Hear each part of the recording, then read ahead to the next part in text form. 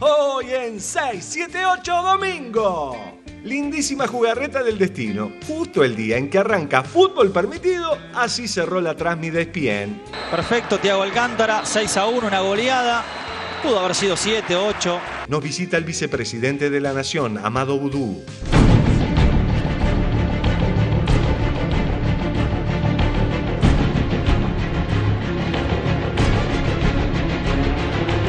¿Crees que Clarín, Nación, algunos medios quieren llevar al país al 2001? Cuando hay política y políticos débiles, ellos mandan más fácil. Mirá lo que hicieron con el país en la época de la Rúa, ¿no?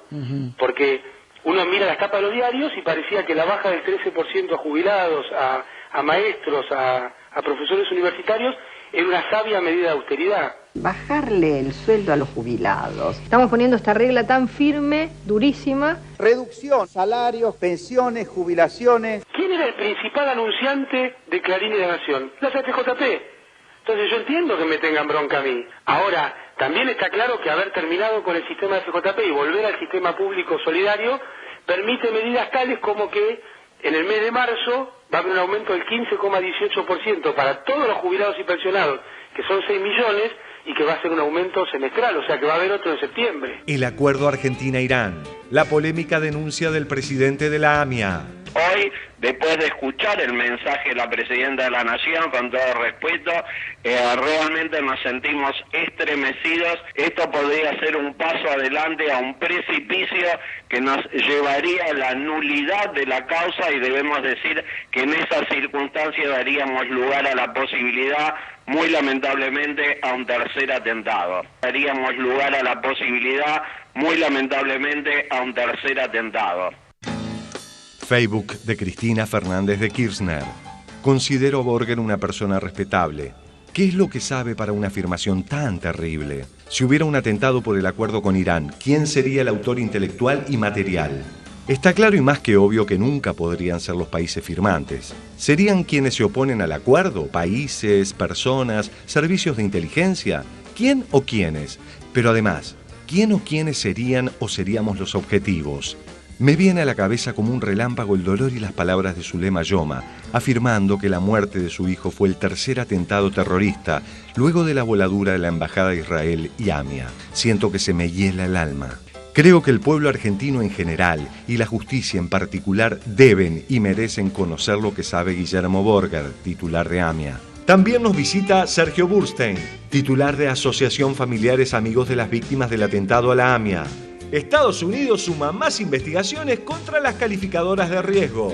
For the first time ever, a ratings agency has been accused of fraud for giving overly optimistic ratings on bonds backed by U.S. mortgages, which of course are backed by home prices, just before the financial crisis. Una buena noticia complementaria, que el fiscal de Nueva York lo extendió a Fitch y a Moody's, es decir, no solo a Standard & Poor's, porque Standard & Poor's debe ser igual de mala, no es la peor del colegio. Carnavales en todo el país contrastan con aquel 2001.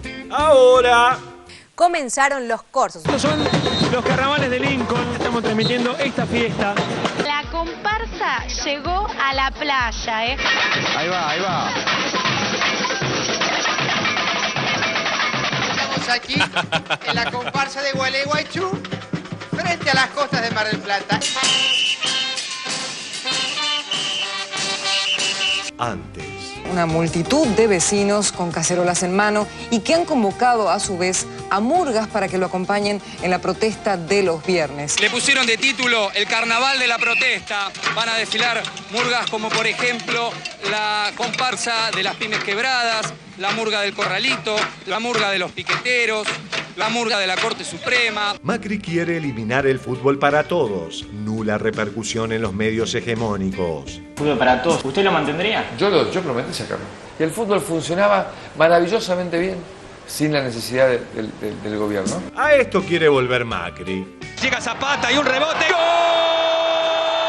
Yo sí veo lo que no ves. Fútbol para todos, ¿usted lo mantendría? Yo prometí sacarlo. Si te veo, amor, del otro lado no voy a dudar. Todo lo que veo, más todo lo que siento.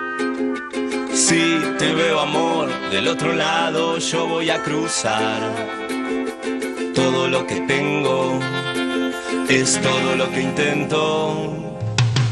Un carnaval, un río bravo, una calle en contramano, un hospital abandonado, la oscuridad. De corazón yo voy andando de tu mano.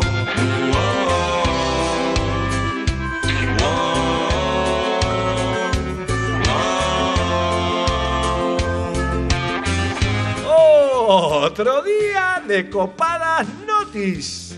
1. Nada para decir. Retrocede para Iniesta. Iniesta mete la pelota, Thiago la baja, Messi estaba para el gol, Messi remata. ¡Gol! 2. Refrescantes voces. Revista La Nación. Entrevista a Cecilia Roth. Hoy creo que estamos bien, que vamos bien y está bueno decirlo. Tenemos que tener conciencia de que ese 2001 solo pasaron 12 años y lo que atravesamos es enorme. Es un trabajo que hicimos como sociedad. 3. Ocupación hotelera récord. Playas colmadas en la costa, miles de turistas disfrutan este domingo del calor y el mar en los distintos balnearios bonaerenses. En Pinamar y Villa Gesell hay plena ocupación hotelera. 4. Emotivo encuentro de Cerú. Puedo decir que esta noche está tocando Cerú.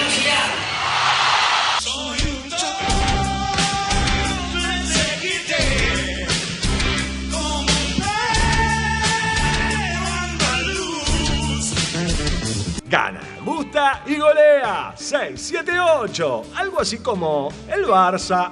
Perfecto, Thiago Alcántara. 6-1, una goleada. Pudo haber sido 7-8.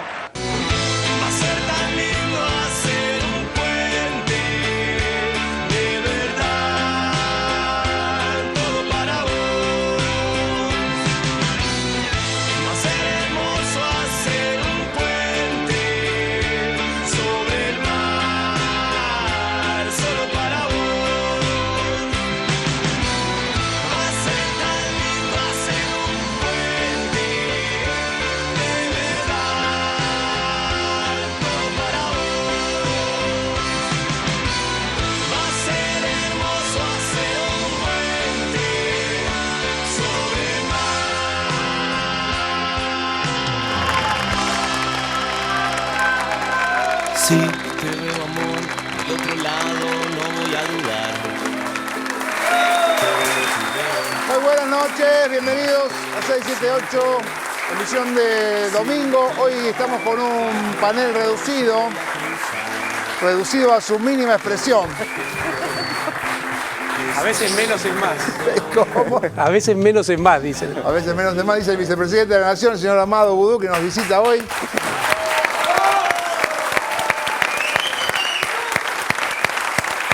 Bueno, ya escucharon al vicepresidente que les metió un poco de presión, menos es más, esperemos que tengan una participación acorde. También.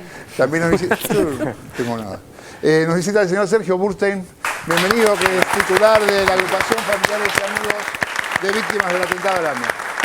Gracias, Burstein, por estar acá. Bueno, no sé si se nota, pero el vicepresidente vino con una pila de papeles. Eso una pila. Me puede tomar la cámara. ¿De qué se trata eso? Son los decretos que no encuentra el diario La Nación. ¿Por qué? ¿Qué anda buscando La Nación? No sé qué anda buscando, pero siempre anda buscando algo y yo lo dije al principio de esta semana, están en un fuerte ataque contra la política. Entonces empiezan con esas cuestiones que tienen que ver con tratar de poner a cierto sector de la sociedad en contra de la política. Cuando la política es una cuestión de todos y tiene distintos partidos, pero más allá de las mentiras que ponen y de las operetas que arman todas las semanas, lo más increíble es el sistema de protección y autoprotección mediática, ¿no? Autoprotección porque La Nación le debe 200 millones de pesos a la AFIP, tiene una cautelar y eso en la tapa de La Nación, por lo menos, no sé si ustedes lo vieron, yo no lo vi. No. La tapa de Clarín tampoco lo vi, en la tapa de Perfil por ahora tampoco. Y protección a ciertos personajes de la política, porque hoy hacían toda una enumeración de mi presidencia del Senado en números y ocultaron ponerlo en comparación con otras gestiones, ¿no? Entonces nosotros preparamos un informe de gestión que vamos a repartir entre todos los senadores y senadoras para que ellos sepan cómo se lleva adelante el Senado. Surgen algunas cosas muy interesantes, como por ejemplo, hablaban de los gastos de este año. Bueno, Comparemos 2011, el último año de Cobos, con 2012, el primer año nuestro. Los pasajes, el gasto en pasajes de todo el Senado aumentó de 25,6 a 28,5 millones, es decir, un 11%.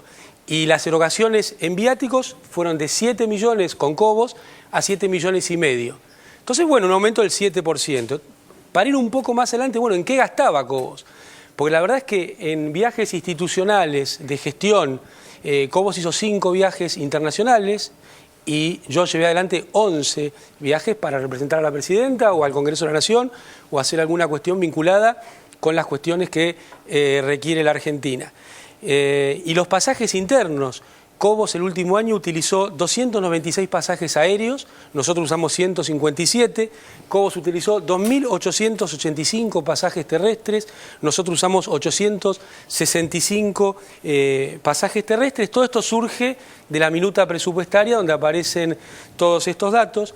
De la misma manera el otro tema, el tema de la seguridad. La seguridad, todo el mundo sabe que hay protocolos estrictos de la Policía Federal, que es quien decide cómo se van adelante, no es que uno decide cuándo y a dónde lleva tal o cual cantidad de agentes. Lo que sí puedo decir es que cuando nosotros asumimos, nos juntamos con la Policía Federal y le dijimos, miren, 35 agentes que están en el Senado prestando servicios para Cobos, llévenlos a las comisarías porque hacen falta en las comisarías. Nosotros nos arreglamos con una dotación menor y 9 patrulleros que tiene Cobos acá trabajando, se los damos para que trabajen en las comisarías. Lo mismo que el tema de los ñoquis, ¿no? Nosotros, a través de un decreto de los primeros días, 25 ñoquis que había dejado Cobos, los dimos de baja y nadie apareció.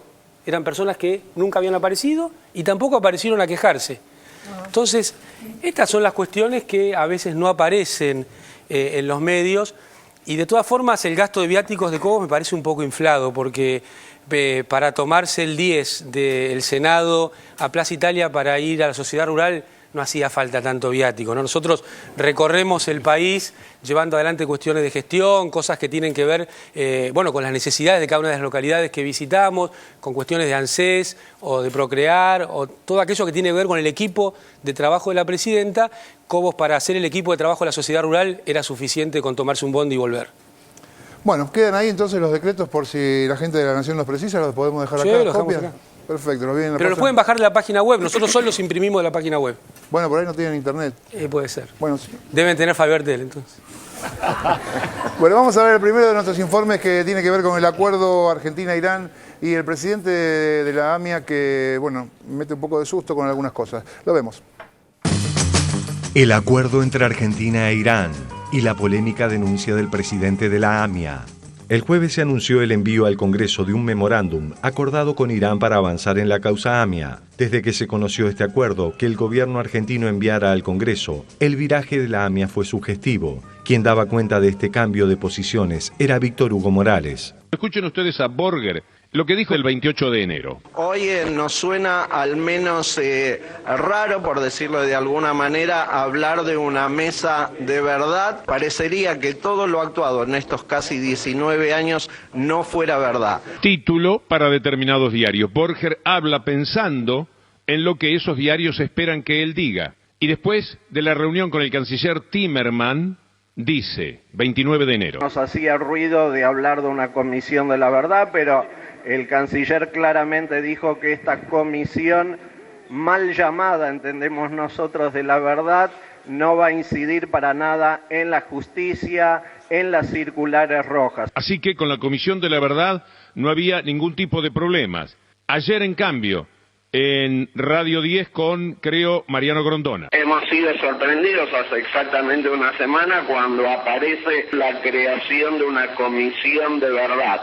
Esto realmente nos hizo sentirnos absolutamente consternados, ya que no podemos aceptar nunca que todo lo actuado durante casi 19 años con este título parecería que fue mentira y recién ahora se va a estudiar la verdad. Esto es lo que fue diciendo Guillermo Borger. Una cosa, otra y otra. Y no por mala fe. Da toda la sensación de que habla desde criterios decentes, Guillermo Borger. Pero el tironeo es muy fuerte. Él sabe, se corresponde más, evidentemente, con esa gente de determinados medios de comunicación y no los quiere defraudar. Llegando al límite de la provocación, el titular de la AMIA, Guillermo Borger, realizó una polémica denuncia sin ningún fundamento. Hoy, después de escuchar el mensaje de la Presidenta de la Nación, con todo respeto, realmente nos sentimos estremecidos. Esto podría ser un paso adelante a un precipicio que nos llevaría a la nulidad de la causa, y debemos decir que en esas circunstancias daríamos lugar a la posibilidad, muy lamentablemente, a un tercer atentado. Daríamos lugar a la posibilidad, muy lamentablemente, a un tercer atentado. Facebook de Cristina Fernández de Kirchner. Considero a Borger una persona respetable. ¿Qué es lo que sabe para una afirmación tan terrible? Si hubiera un atentado por el acuerdo con Irán, ¿quién sería el autor intelectual y material? Está claro y más que obvio que nunca podrían ser los países firmantes. ¿Serían quienes se oponen al acuerdo? ¿Países, personas, servicios de inteligencia? ¿Quién o quiénes? Pero además, ¿quién o quiénes serían o seríamos los objetivos? Me viene a la cabeza como un relámpago el dolor y las palabras de Zulema Yoma, afirmando que la muerte de su hijo fue el tercer atentado terrorista, luego de la voladura de la Embajada de Israel y AMIA. Siento que se me hiela el alma. Creo que el pueblo argentino en general y la justicia en particular deben y merecen conocer lo que sabe Guillermo Borger, titular de AMIA. Hablar de tercer atentado por este acuerdo es faltarle el respeto a la sociedad argentina. ¿Hay algún argumento, alguna prueba? Están señalando al Estado argentino como casi cómplice del tercer atentado. Hay que tener mucha prueba para poder hablar de esto, porque si no, esto termina siendo lo que es, simplemente una utilización política para dirimir una interna comunitaria y una interna política nacional. Y eso es lo que no vamos a permitir, la falta de respeto. Que digan cualquier cosa, pero la falta de respeto a las víctimas y al hecho en sí, el atentado, basta. ¿Por qué ahora las entidades se oponen si hace tan solo 4 meses ambas habían manifestado su satisfacción con el ofrecimiento de colaboración de Irán? Tiempo argentino, 26 de septiembre de 2012. Expectativa en la comunidad judía porque se destrabe la causa judicial.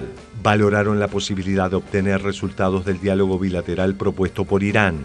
El presidente de la AMIA, Guillermo Borger, expresó: si a partir de este encuentro se sigue manteniendo la intervención de la justicia, sin duda es una nueva luz de esperanza. El presidente de la DAIA, Aldo Donsis, afirmó que le pareció bien que la presidenta nuevamente haya planteado enérgicamente en ese ámbito la necesidad de que Irán, señalado por la justicia argentina como responsable, contribuya, colabore y coopere para alcanzar la verdad. ¿No es esto un paso adelante, ya que es la primera vez que podrán ser interrogados aquellos que se señala como los responsables del atentado? Es interesante la opinión que plantea Horacio Berbisky en su columna de página 12 del día de hoy al respecto.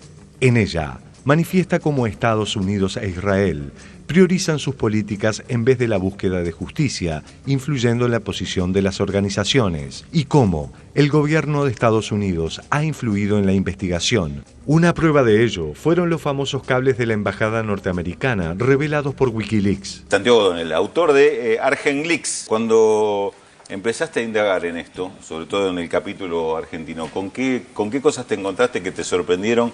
¿Qué sensaciones tuviste? Contanos. Bueno, lo primero que vi que me llamó mucho la atención fueron los cables de la AMIA, ¿no? Que es un tema que Estados Unidos sigue muy de cerca, casi diría, daría la impresión de que ellos se creen que tienen el derecho de decirle a la justicia argentina qué es lo que tiene que pensar, qué es lo que tiene que decidir y qué es lo que tiene que fallar, ¿no? Instruyen a funcionarios judiciales argentinos, les reclaman explicaciones, les dicen, ya tienen a los culpables y lo dicen abiertamente cuando la justicia todavía no los encontró. Página 12, por Horacio Berbisky. Nisman anunció que pediría la detención del expresidente Carlos Menem, su secretario de inteligencia, Hugo Anzorregui, el ex juez Juan José Galeano y el comisario Fino Palacios por obstaculizar la investigación de la pista siria en la autoría del atentado. Luego se excusó con el embajador Wayne de Estados Unidos por no haberle avisado antes. De hecho, hasta Clarín publicó cómo el fiscal de la causa, Nisman, tuvo que rendir cuentas a la embajada norteamericana sobre las decisiones tomadas en la causa. AMIA, insólito pedido de disculpas de un fiscal a Estados Unidos. Para cerrar, los medios hegemónicos ignoraron las manifestaciones de apoyo a este acuerdo. según una encuesta exclusiva de la consultora Aresco realizada en el área metropolitana de Buenos Aires. Causa AMIA, mayoritario apoyo al acuerdo con Irán. 7 de cada 10 entrevistados respaldó el memorándum de entendimiento que propone indagar en Teherán a los acusados del ataque. Más del 76% señaló la importancia de la resolución del atentado. Que la justicia avance un poquito nada más, después de tantos años de estar detenida porque Irán utiliza esta posibilidad de que como en Argentina no se juzga en ausencia, entonces no se presentan. Y la causa está ahí dormida por años y años y años. Pues bien, se buscó una manera política de quizás romper con esto. Ojalá tenga éxito.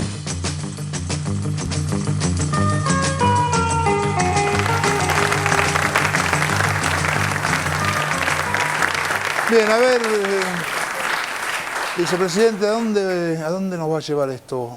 No, mira, primero marcar la valentía y la inteligencia de la presidenta, ¿no? A nadie en la Argentina le pueden caber dudas de que hasta que llegara Néstor Kirchner y empezara a llevar este tema en forma permanente a Naciones Unidas, la presidenta continuó con eso, pero no contenta porque no aparecían las soluciones que todos esperamos. Bueno, ella fue un paso más adelante y logró un acuerdo para que se pueda interrogar a aquellos que, bueno, la justicia ha determinado que hay que interrogar. Entonces nunca puede ser un paso, como se dijo, al vacío, no es una expresión más fea todavía. Es un paso adelante en pos de buscar operativamente cuestiones de verdad. Ahora, desde el punto de vista político, porque está clara la seriedad, el compromiso de la presidenta, de todo su espacio político, con la búsqueda de la verdad en algo que lleva demasiado tiempo y es importante que haya esta posibilidad de que sean soluciones creativas que nos lleven hacia adelante. Pero desde el punto de vista político también hay cuestiones que me parece que se está haciendo una utilización muy triste de esto. Veíamos que había sectores de la política que convocaban a un repudio público esta semana nomás, encabezado por Patricia Bullrich y por parte del radicalismo. Entonces me parece que cabe preguntarse qué hicieron ellos cuando estuvieron en el gobierno, porque Patricia Bullrich fue ministra de la Rúa, los otros eran funcionarios del gobierno de la Alianza. Y la respuesta, ¿sabes cuál es? Nada.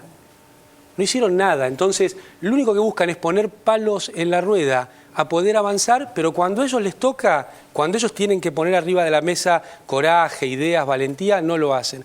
Entonces me parece que es muy hipócrita, me parece que es una derecha que está abombada, que no encuentra el rumbo y busca agarrar cualquier cosa para tratar de jorobar a los argentinos y no de buscar soluciones, porque viven hablando del diálogo, viven hablando de que hay que llegar a soluciones consensuadas y lo único que hacen es atacar y no permitir avanzar en aquellas cuestiones. Ya antes de arrancar el debate en el Congreso dicen que van a estar en contra. Entonces, ¿de qué diálogo están hablando? Esto me parece es una de las claves de este tiempo, ¿no? Cuando se habla desde los medios hegemónicos, desde Clarín y La Nación, del diálogo, del consenso, es el diálogo y el consenso con los poderosos.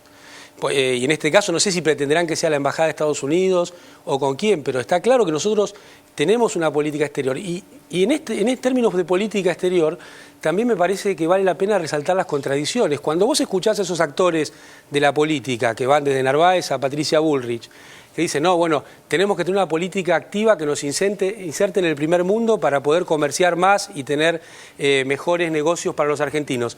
Ahora acá te dicen, dan vuelta el argumento y te dicen, no, el gobierno quiere hacer esto solo para comerciar con Irán. Entonces, es incomprensible, es torpe y es intelectualmente nulo los planteos que hacen, ¿no? El canciller Timerman va a ir el miércoles al Senado, ¿no? A explicar el memorándum y a partir de ahí empieza el tratamiento legislativo. Claro, porque se reúne ya la Comisión de Política Internacional en el Senado y va a estar dando su informe el canciller Timerman para poder avanzar. ¿Esto arranca en el Senado y después va a diputados? Sí, tiene una aprobación, media sanción en el Senado y después pasa a diputados. Ok.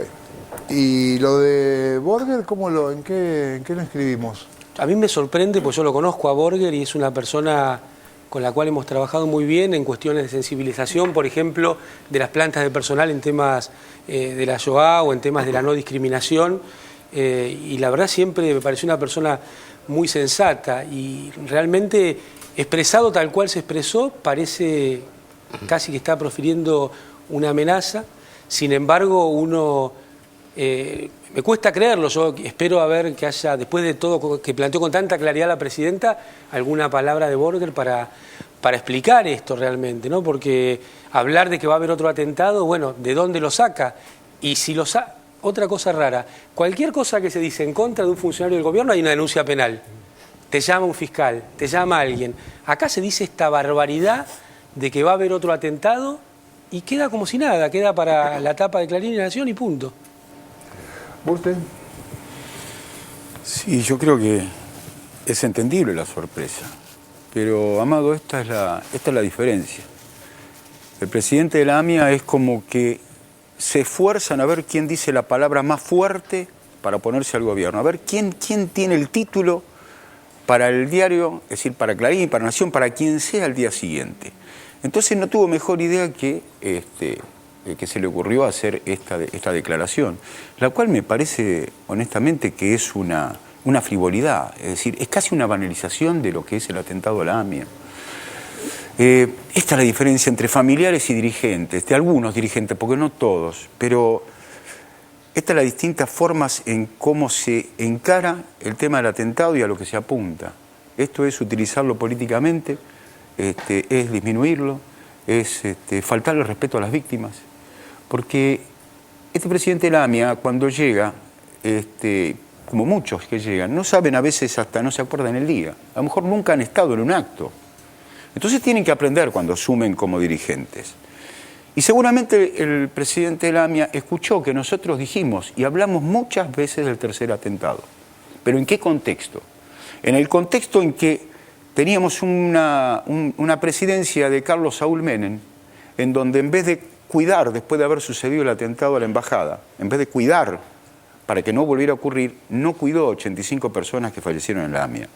En vez de darle, una vez que ocurrió este hecho, en vez de lograr de que se le hiciera justicia, todo lo contrario, se encubrió, se desvió y no se les devolvió la dignidad con justicia. Entonces decíamos, en este contexto, en este país que no hay justicia, es el libre albedrío de poder venir, poner otra bomba, total, en Argentina no pasa nada. Y como bien decía Amado, cuando llega Néstor Kirchner y cambia la historia, es decir, se levantan los secretos de los agentes de la CIDE para que puedan declarar, ahí se descubre al declarar de que el pago de $400.000 pesos a Tejeldín era una realidad.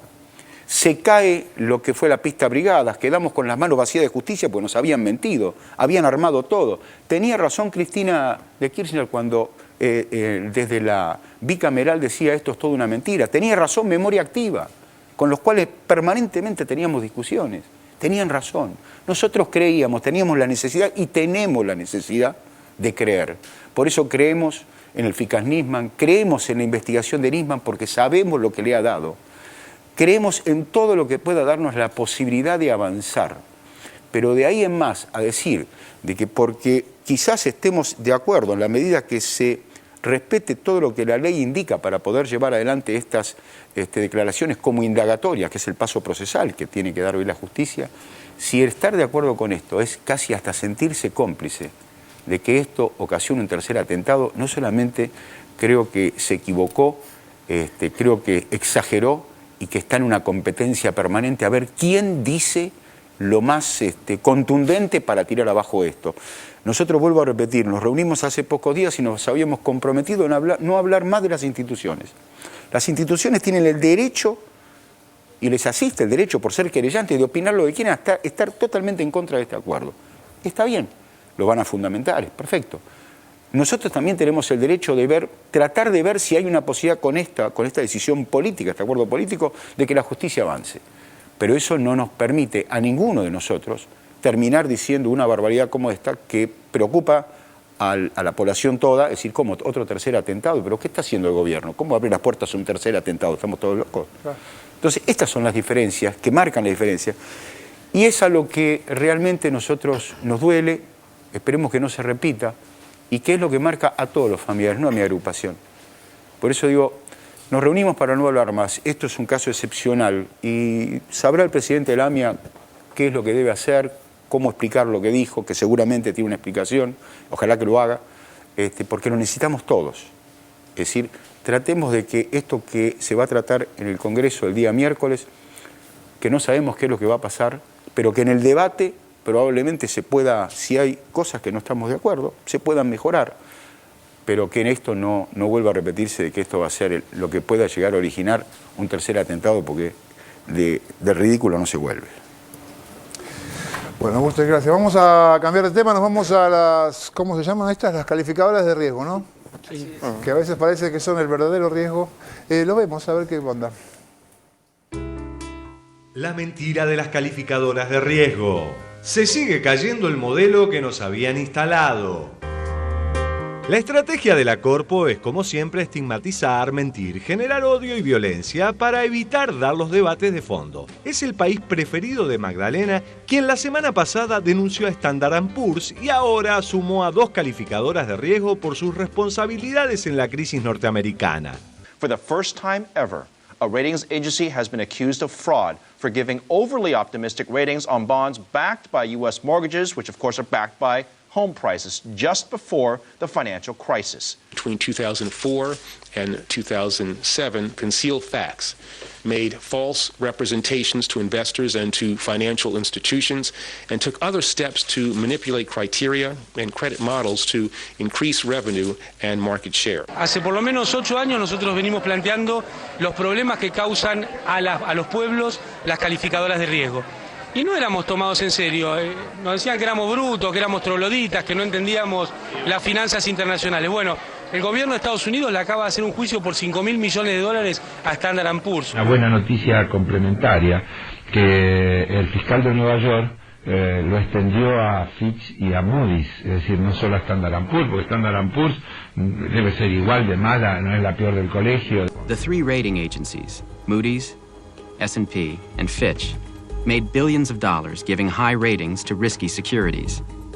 Moody's, the largest rating agency, quadrupled its profits between 2000 and 2007. Esta compañía financiera que lo que hace es calificar los bonos, las hipotecas y demás, y que según ellos, según el gobierno de los Estados Unidos, está involucrada con la famosa crisis del 2008, esa crisis hipotecaria que realmente golpeó a muchos americanos porque, bueno, la recuerdan, ellos compraban viviendas muchas veces con muchas cuotas y finalmente, bueno, obviamente no la podían terminar pagando. They absolutely just plain fucking stole everything.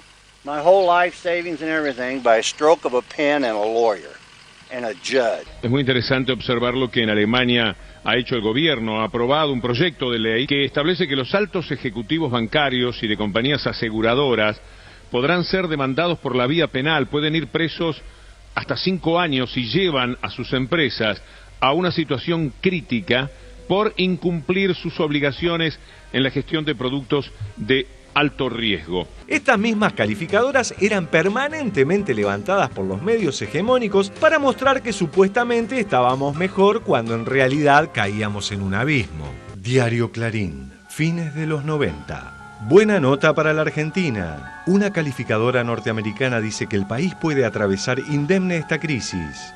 La calificadora de riesgo Standard & Poor's anunció que mantiene sin cambios la apreciación sobre la capacidad que tiene la Argentina para hacer frente a los vencimientos de la deuda. Clarín, 1997. La empresa Moody's mejoró la calificación de riesgo de la Argentina de largo plazo. Diario La Nación, 1997.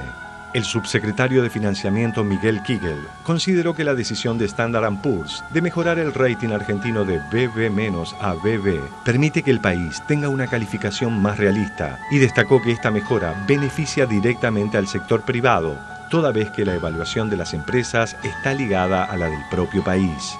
Lo mismo hacían estos medios dominantes con las recomendaciones del FMI. El análisis de las medidas que dieron origen a los avances que observamos ahora deben mucho, ante todo, a la visión y liderazgo del presidente de la Nación, Dr. Carlos Menem, y a la energía y coraje de Domingo Cavallo. Diarios Clarín de 2001. El FMI opina que las medidas de Cavallo servirán para reactivar. Están bien encaminados, dijo el FMI. El FMI salió a apoyar las nuevas medidas de Cavallo. Según el FMI, Argentina está lista para crecer. Índice de pobreza en todo el país, 53%. Son estos mismos medios los que en 2001 intentaban instalar como poco confrontativo al gobierno de la Rúa y buscaban presentar sus medidas de austeridad como buenas para el país. ¿Vos crees que Clarín, Nación, algunos medios quieren llevar al país al 2001? A Clarín y a la Nación les conviene que no haya política. Cuando no hay política ni políticos, o cuando hay política y políticos débiles, ellos mandan más fácil. Mirá lo que hicieron con el país en la época de la Rúa, ¿no? Porque uno mira las tapas de los diarios y parecía que la baja del 13% a jubilados, a maestros, a profesores universitarios, era una sabia medida de austeridad. El gobierno no darle trabajo a la gente, al bajarle el sueldo a los jubilados. Estamos poniendo esta regla tan firme, durísima, pero creemos que lo tenemos que hacer. Reducción, salarios, pensiones, jubilaciones. Esto fue la etapa de Clarín del recorte jubilatorio. No, había mucha bronca.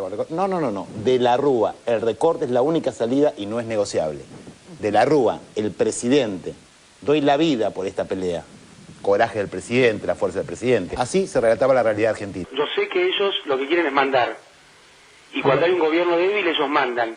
Lo que no se dan cuenta es que cuando la política no es la que lleva adelante un país, terminan todo mal, porque cuando se ponen los intereses sectoriales por el interés de conjunto, a todos nos va mal. Y eso no es que pasó una vez en la Argentina. Hasta el kirchnerismo yo creo que fue pasando recurrentemente. Argentina iba de una banquina a la otra. Cuando se tomaban las medidas que ellos querían, 1 de cada 4 de los argentinos no tenía trabajo. El mecanismo es siempre el mismo. Buscan políticas que beneficien sus propios intereses y para ello utilizan economistas afines. Volvieron a aparecer en los canales de televisión varios economistas neoliberales que allá por el 2001 decían que todo iba a ir bien y pocos meses después el país explotó. Esta modificación cambiaria que ha hecho el ministro Cavallo. Sin duda tenés en el ministro de Economía probablemente al economista más talentoso, más creativo que tiene la Argentina. La convertirá está fuerte, que están los recursos, las espaldas suficientes como para respaldar el 1 a 1. ¿Hacia dónde estamos yendo finalmente? Creo que Argentina es totalmente recuperable. La batalla que tenés que dar hoy en el corto plazo es ver cómo parás la hemorragia esta que se ha abierto en el sistema bancario, que está muy sólido y que si Argentina sale de esto, el modelo bancario argentino se va a exportar. Hemos tenido que adoptar una medida transitoria de limitación a la extracción de dinero en efectivo por cifras de 250 pesos. Estoy comprometiendo el futuro de mis hijas. Confié en este banco con una caja de ahorro y ahora me la roban. Tampoco creo que hay que exagerar la crisis. Estamos muchísimo mejor que en el 88-89, que a veces algunos los comparan. Lo que no debería hacer el presidente es cambiar la orientación de la política económica que ha recibido Argentina en los últimos 10 años. Me están robando cuando hemos ratificado para quitar un peso y lo están robando. Cuando se venía la tormenta, estos tipos nos decían que todo andaba bien, pero en el 2009 asustaban a la gente, ¿sí? Se ha puesto de moda, que no comparto, que la economía está bien y que el tema es la política. No comparto en absoluto. Hoy los riesgos están, pero una economía que tiene por delante, a mi juicio, una larga convalecencia con crecimientos de 1 o 2, y en el 2011 ya gobierna el próximo presidente, o sea, hay que llegar hasta el 2010. Todos estos economistas que están en contra de este modelo económico son economistas neoliberales, creen solamente en el mercado. Vos desde que tuviste el conflicto por la deuda te volviste un profeta del desastre. No, vos querías que volviéramos a aceptar al Fondo Monetario y que volviéramos a tomar deuda yendo a los mercados. Que usted emita deuda, ¿qué hace un país normal? Sale a los mercados voluntarios para que le presten. Vos querías que volviéramos a aceptar al Fondo Monetario y que volviéramos a tomar deuda. Son economistas neoliberales, creen solamente en el mercado. En la Argentina que viene podíamos haber vuelto a los mercados internacionales, que es lo que deberíamos haber hecho. Cuando uno ve a Brodas que sigue hablando, la verdad que habría que hacer un archivo con todos los pronósticos y las barbaridades que viene diciendo a lo largo de años. Lo único que hoy tenemos, que es el sentido común de un presidente que ha definido claramente que la estrategia para crecer es un capitalismo con una pizquita de justicia social. Es un capitalismo con una pizquita de justicia social. Son operadores económicos de ciertos intereses, entonces van a los medios de comunicaciones no a hacer pronósticos, sino a decirle lo que tienen que hacer los gobiernos para que a sus jefes les vaya bien. Uno es un profesional independiente, donde destina el 90% de su tiempo a tratar de hacer el mejor trabajo posible para sus clientes y el 10% de su tiempo poniéndose la camiseta. Voy a agarrar un pequeño Argentina. Y el 10% de su tiempo poniéndose la camiseta. Voy a agarrar un pequeño Argentina. Y acá también hay un cambio de eje y de filosofía. El problema para ellos es que a partir de Néstor Kirchner y con Cristina, los que rigen los destinos de la Argentina, por suerte, ¿sí?, es la política y no la economía.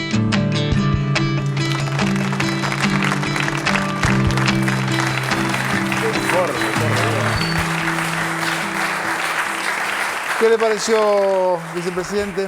Muy buen informe, pero me gustaría poner en blanco sobre negro el tema de las calificadoras. ¿Qué significa en concreto? Porque mucha gente escucha esto de las calificadoras y yo quiero tener un ejemplo acá arriba de la mesa. En el año 2008 estaban las FJP, 2007 estaban las FJP.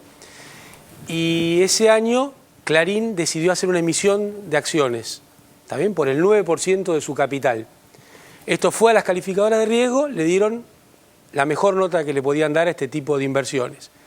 Y entonces las AFJP compraron esta emisión de Clarín por 750 millones de pesos en ese momento, año 2007.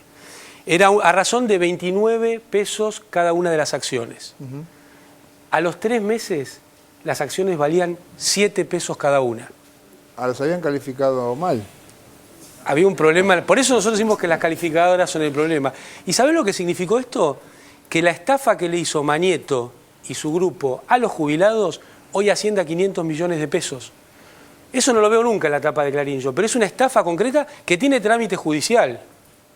Hay un trámite judicial contra el grupo Clarín por este tema. Pero esto no sale nunca, salen otras cuestiones. Entonces, eso es lo que significan las calificadoras de riesgo. Un entongue entre quien emitía deuda y quien compraba la deuda, sobre todo cuando la plata era de otros, ¿no? Porque la plata era de cada una de las personas que la tenía en la FJP. Bueno, la estafaron en 500 millones de pesos. Eso significan las calificadoras de riesgo, eso significa el Grupo Clarín, eso significa Manieto. Y fíjate, ¿no? Si ese mismo dinero las FJP lo hubieran puesto en un plazo fijo, hoy tendrían 1.100 millones, porque hoy lo tienen ANSES, 1.100 millones de pesos. Con un agravante, en toda esta etapa, ¿sabés cuánto recibió el ANSES del Grupo Clarín desde que están las FJP, desde que terminamos con el sistema FJP? No. 0. ¿Por qué? Porque enjuagan en los sueldos de Manieto, de Cristina, no son sueldos, ¿no? Son, claro, los sueldos que tiene Manieto, Cristina Herrera del Noble, como funcionarios de la empresa, enjuagan lo que serían las utilidades que le tendrían que dar a los socios. Entonces no reparten utilidades, la cobran toda ellos a título personal y así llevan adelante esta estafa contra el conjunto de los argentinos. Entonces muchas veces uno encuentra en Clarín qué están haciendo con la plata de los jubilados. Bueno, esto es lo que hacía Clarín con la plata de los jubilados, estafarlos. Estafarlos, tiene trámite judicial y esperemos que la justicia avance porque es un tema muy concreto, con muchos datos, con muchos números. Esto es lo concreto de lo que significaron las calificadoras de riesgo. Si querés llevarlo al plano macroeconómico, veíamos ahí a los personeros del capital financiero en la Argentina, porque muchas veces lo que se presenta como ciencia económica es una ideología, no es ciencia económica. Entonces, en esta confusión entre ciencia e ideología, lo que ellos tratan de hacer es llevar la voz de sabios, como explicándonos que si se toman ciertas medidas, en algún momento llegás a una orilla donde todo va a estar fenómeno, ¿no? Entonces eso decía, en una época se decía estamos mal, pero vamos bien. ¿Qué quería decir? Que vos ibas a llegar a un lugar donde el pueblo iba a estar bien.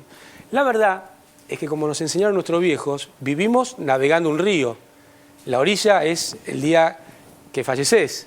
Entonces, en la economía hay que estar trabajando todos los días, porque con el mismo cuento están llevando a España, a Italia, eso. Bueno, hagan el ajuste, hagan las reformas y vamos a llegar a un lugar donde vamos a estar bien. Es mentira.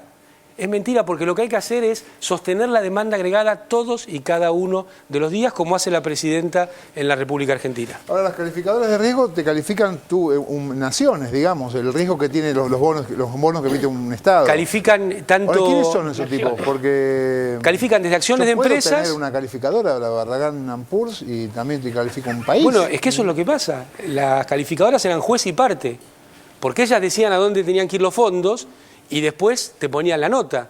Entonces ahí hay un tuerto. Mucha guita. Muchísimo dinero y además mucho sufrimiento para los países. Ahora, porque las calificadoras... ¿Quién es José Standard & Poor's? ¿Quiénes son? José Standard & Poor's, como siempre, es el velo de las sociedades, pero donde atrás están los intereses de los dueños del capital financiero. Esa es la verdad. Y entonces vos lo que ves es que las calificadoras son el origen del problema, porque dicen a dónde tiene que ir la plata y son malas inversiones, y además son el mecanismo de transmisión, porque al cambiarle la nota a las inversiones que ellos mismos dijeron que se hicieran, cada vez empeora más la situación. Y eso es lo que está viviendo España. Ahora, ¿esto cambia en algo? Que este juicio se lo hace el gobierno de Estados Unidos, el Estado de los Estados Unidos, contra Standard & Poor's y las otras. Yo creo que es un gran golpe para el consenso de Washington, que es la evidencia de la realidad. O sea, todo el sistema económico y político, lamentablemente, desde el consenso de Washington, hizo eje en el sistema financiero transnacionalizado. Por eso hoy ves como el presidente de Italia parece más un delegado para llevar a cabo las reformas estructurales que una persona elegida por el pueblo. Estas son las cosas que vemos, lo que vemos en Grecia, lo que vimos en Argentina, ¿no es cierto? Entonces, este mecanismo llegó a una situación que es insostenible aún para quienes lo defendieron ultranza. Nosotros hace años que venimos diciendo, la presidenta Néstor Kirchner, el equipo de trabajo de este proyecto político, que las calificadoras de riesgo son un problema. Y no solo lo dijimos, cuando llegó el momento de reformar el sistema previsional, o sea, cuando terminamos con las FJP y pasamos al sistema público, llevamos adelante una acción que sacamos de la ley, la obligatoriedad de que tenga que haber calificadoras de riesgo para calificar los proyectos de inversión. Y si me dan un minuto les cuento otra anécdota. Cuando en el año 2008 la crisis golpeaba muy fuerte, la empresa General Motors en Argentina estaba llevando adelante una inversión que significaba 1.500 puestos de trabajo y muchas exportaciones de un modelo que se llama Agile. Bueno, como General Motors en Estados Unidos estaba destruida, no le podía prestar la plata a General Motors Argentina. Entonces la presidenta tomó la decisión decir, bueno, le vamos a prestar la plata, pues es sostener 1.500 puestos de trabajo y eso además es más fondos para el ANSES porque son 1.500 personas que aportan al sistema. Muy bien. Salimos a llevar adelante esta decisión. ¿Qué pasó? Ninguna calificadora quería ponerle nota a este posible préstamo de alrededor de 200 millones de pesos. Entonces lo que hicimos fue usar la nueva ley que decía no hacen falta las calificadoras. Le pedimos a la Universidad de Buenos Aires, a la UBA, que hiciera la calificación. Dijo que el proyecto estaba bien, el proyecto se hizo, se prestó la plata y ¿saben cuál fue el resultado? Que se repagó 11 meses antes de lo que tendría que haber pagado, es decir, devolvió la plata 11 meses antes. ¿Cuál es la moraleja? Si le haces caso a las calificadoras de riesgo, destruís valor en la sociedad, destruís puestos de trabajo. Y hay que buscar nuevos mecanismos, como hizo la Argentina, que se tomó como caso de ejemplo en el G20, Argentina y Japón, con estos nuevos mecanismos. La historia es bastante sencilla. Esto de las calificadoras existe desde hace mucho tiempo porque nacieron justamente para sustentar la forma en que se iban a enriquecer esas empresas y personajes que después iban a enriquecerse a merced al mundo. Ahora, ¿cuándo surge el problema? Hubo un tipo llamado Franklin Delano Roosevelt que vio que en un momento el capitalismo se había convertido en una timba y se derrumbaba una cosa llamada los Estados Unidos. ¿Qué hizo? Cerramos los bancos. Cuando aquí se habló de estas cosas, dijimos, bueno, hay que hacer cosas así en serio. Standard & Poor's empezó con un señor, nos preguntaban ahorita, llamado Poor, que de pobre no tenía nada, pero que se volvió un pobre estándar de acuerdo a aquellos que trabajan con algo que no existe, que es la finanza, el capital financiero. Si vos trabajás haciendo magia y después le haces creer a la gente que la magia es aquello que va a transformar el mundo, cuando haces así, claro, efectivamente desaparece todo. Así desapareció nuestro dinero, así desapareció Italia, Grecia y el resto del mundo. ¿El problema cuál es? El eje del capitalismo, el núcleo, que son los Estados Unidos, tiene un presidente elegido más o menos elegido por el pueblo, se dieron cuenta que ya tampoco el presidente manda, sino que Standard & Poor's le están dando algunas indicaciones. Habrá pensado Obama, soy negro pero no tonto, digo, porque también es un país muy racista en el sentido de ver quiénes reciben los beneficios. Y este llamado de atención es para que el sistema financiero ponga un freno a eso que llaman greed, a esa necesidad de ganar mucho dinero. Hay dos maneras de enfrentar el mundo, querido Barra, hoy en día. Una es mirarlo desde lo humano, lo otro es mirarlo desde el dinero. Nuestra presidenta a tal punto entendió bien esto que lo planteó como Estado soberano, con el asunto Malvinas y también con el tema anterior. La cuestión del atentado al AMIA es un problema de la Argentina en el cual la inclusión de cualquier otro Estado es una injerencia brutal en un Estado soberano como el nuestro. Pasó durante la presidencia de Menem que vinieron expertos israelíes a remover los restos. Allí empezó esa injerencia y ahora ese mismo Estado volvió a protestar. Palestina, por supuesto, sigue esperando que le perdonen la vida. Tengo que hacer un corte, señores. Lo seguimos después de este corte. Ya volvemos con más 678. Ya son miles las casas del programa Procrear que están en construcción. Y cada casa es un trabajo en equipo. Se hacen con el esfuerzo de la gente que trabaja el aluminio. Saluden, muchachos, para hacer los marcos de las ventanas por donde entra el sol. Y el de Julia, del vivero del barrio, donde están las flores que adornan esas ventanas. Las 100.000 casas del programa Procrear están hechas de lo mismo, trabajo. Y pronto van a generar miles de puestos de trabajo argentino que hacen que cada día crezcamos un poquito más.